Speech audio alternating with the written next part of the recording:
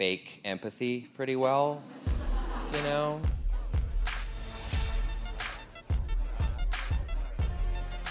Hi and welcome to Blossom Talk. I'm Kjersti Flaa, and here on my channel I talk about my good and bad experiences in Hollywood and working as an entertainment reporter. First of all, again, thank you guys so much for sending me so many tips. You're amazing. I just have to say that every time because I truly, truly appreciate it.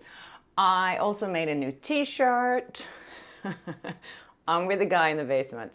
That's for sale in my Etsy store if you're interested. So today they released the trailer for Another Simple Favor. It's on YouTube. And it's quite funny because a lot of people have been saying that it's like Blake Lively is playing herself. She's a very mean girl in the first movie, and when looking at this trailer, yeah, it's she is continuing to be a complete mean girl. The funny thing is, the trailer on YouTube have disabled comments. They haven't done that on Instagram, and I've seen that Amazon basically have only tagged themselves in the movie, and they haven't tagged any actors, because I think it would look weird if they tagged all the other actors but Blake, and then I'm sure the other actors are like, don't tag us in anything she's involved in because we don't want to get her hate rubbed off on us, and I completely agree with that. Anyways, in this video I wanted to talk a little bit more about Ryan Reynolds. As I said before, the times I've interviewed Ryan Reynolds, he's always been super nice, very friendly, and you know, that's the most of my colleagues, reporter colleagues, always thought Ryan Reynolds was a good guy. Now we learn new things about him and we're all sitting there like, oh my God, we were all fooled. And the last couple of days I've done a little bit of digging. One of you guys actually sent me this video with Alanis Morisette, who used to date Ryan Reynolds. They were actually engaged. They dated from 2002 to 2007. And apparently, according to her, she wrote a whole album almost about him to get over the pain. It was a horrible breakup. So not too long ago, this interview that Alanis Morisette did with Howard Stern resurfaced, and she talks about how painful her breakup was. He's a nobody. No, really, I mean, who is he? I didn't know anything about it. When you were in love with him, I didn't like it. I thought the guy was a douchebag. Well, you know Howard Stern, so he's really trying to dig in there and get her to talk about how horrible the breakup was. You were engaged. I was. So what, he comes home and announces he's with another broad? No. How does that all work? I don't know if she admitted, but it seemed like, you know, that he started a relationship with Scarlett Johansson before the relationship with her had ended. So I was sent this video by someone where there's an interview with Alanis Morisette. It's on her podcast channel on YouTube, and she's talking to this therapist called Dr. Ramani. I'm going to try to pronounce this. Dr. Ramani Durvasala. Sorry if I mispronounced that. But they're talking about narcissism. This whole video is about narcissism. And Alanis Morissette brings in her experiences around being around narcissists. My experience with narcissism, I was the supply for them. I was there as an appendage or a server or a servant to their agenda. These are people who are really good at putting out this incredibly sort of, if they want to be warm and empathic, they can be warm and empathic. They can fake it. They can fake it. Okay, so Alanis Morissette says that one of the things that narcissists don't have or missing is empathy. And there I was 13 years later going, oh my God, the empathy was fake. And then interestingly enough, I found this clip from Ryan Reynolds being interviewed on stage about a movie. You know, I can fake empathy pretty well, you know? I can pretend. He admits to being really good at faking empathy. An interesting thing about that is that he's talking about this in reference to this movie where he's actually playing opposite a little boy.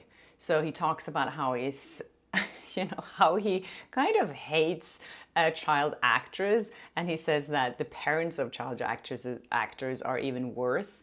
And then he said that I'm sure he was trying to be funny but the way he said it made me think like, you know, why would anyone say that they're good at faking empathy?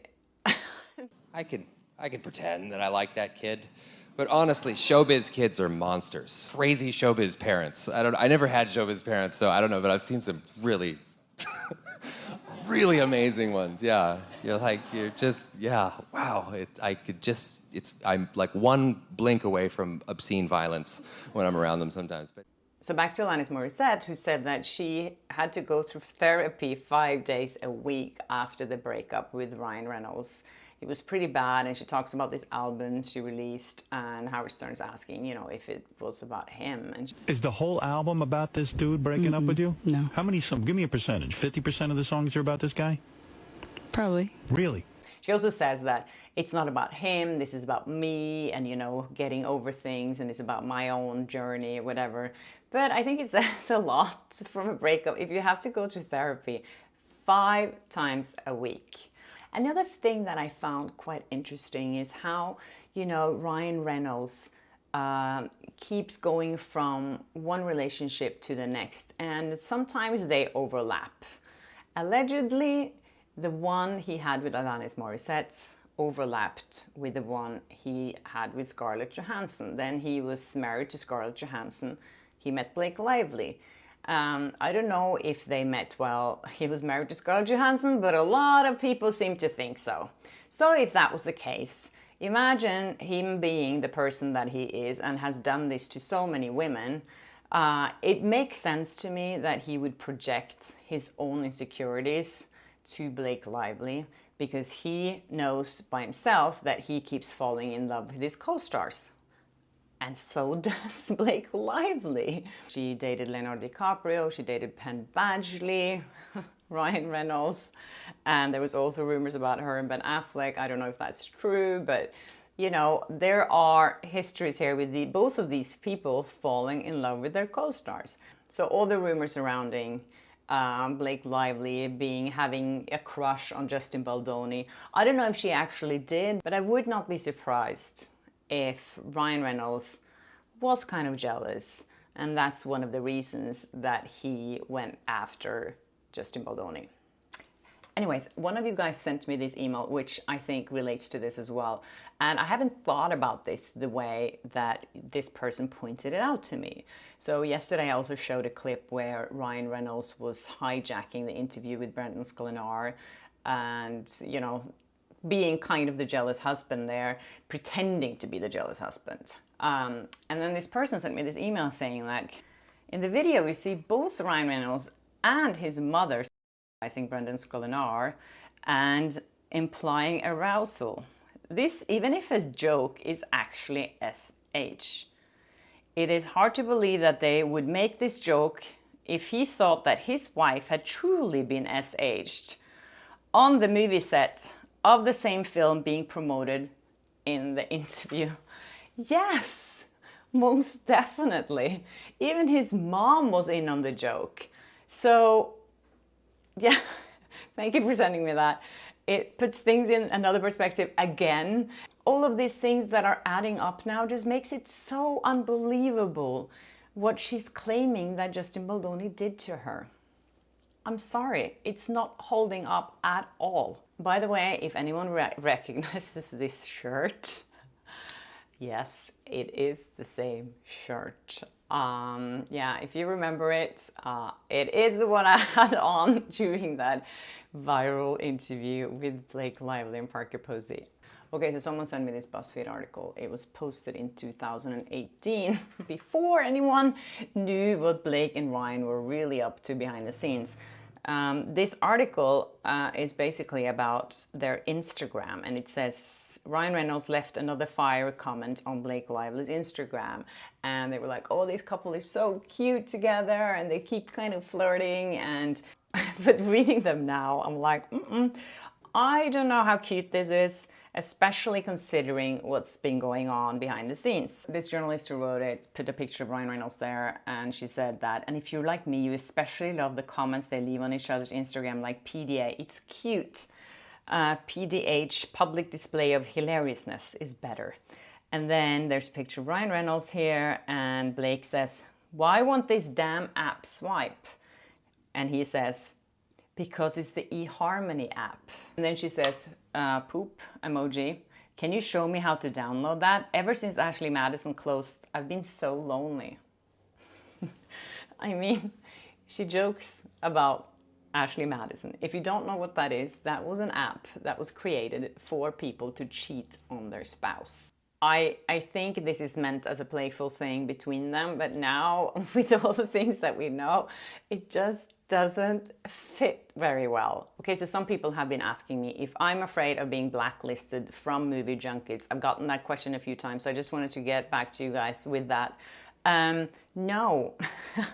And the reason is I'm not that interested in doing those kind of press junkets anymore. First of all, they don't happen very frequently anymore. And secondly, they happen a lot on Zoom, which I don't find very interesting. And I'm kind of not involved in Hollywood the way I was. I'm still here. I go to events and stuff, but I feel like things are getting even more strict now and even more controlled. I'm not interested in that as a journalist, to do an interview that everyone can just censor, because things have changed. You know, before, when I did these interviews up until like until a couple of years ago, I think I did my last junket 2 years ago. It was with Robert De Niro and Kim Cattrall, actually. And now what they do in these junkets is that they send you a link afterwards with your interview, so you don't have access to it physically after you've finished your interview. And that's what they used to do. They gave you this little memory stick, but now they'll give you a link. And I've heard many journalists talk about how they've received that link and things are missing in there. So whomever is doing it, the studio, the publicist, whomever it is, are actually removing parts of the interview before they give it to the journalist. So before, you could get your tape taken away from you after an interview if they didn't like your interview. That have happened to colleagues of mine. I've never had my tape confiscated. I only had one time where someone called me and said, please don't publish that interview. So that only happened to me once.